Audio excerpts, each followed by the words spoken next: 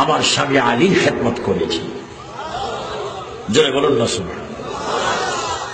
হযরত ফাতেমা এবার কেঁদে দিলেন, স্বামী একটু অপেক্ষা করেন, আল্লাহর সাথে আমার একটা ফয়সালা হোক। কি ফয়সালা? ফাতেমা ডাক দিলেন, ও আল্লাহ, আল্লাহ আমার জানটা আজরাইল যেন না নেয়। দেখেন আমার ভাইয়েরা, যারা আল্লাহর পছন্দনীয় বান্দা বান্দি, তাদেরকে আল্লাহ কত ভালোবাসেন।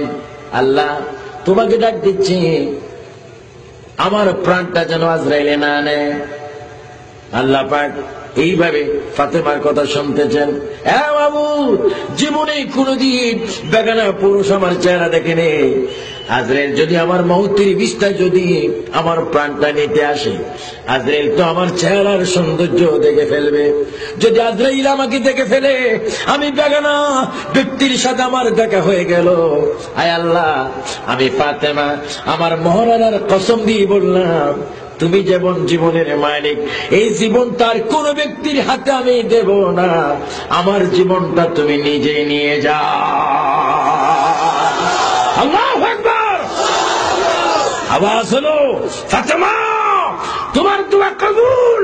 আজরাইল পাঠাইলাম না, আমি নিজে তোমাকে নিয়ে আসতেছি। জোরে বলুন সুবহানাল্লাহ। হযরত ফাতেমা জোহরা রাদিয়াল্লাহু তাআলা, হযরত আলী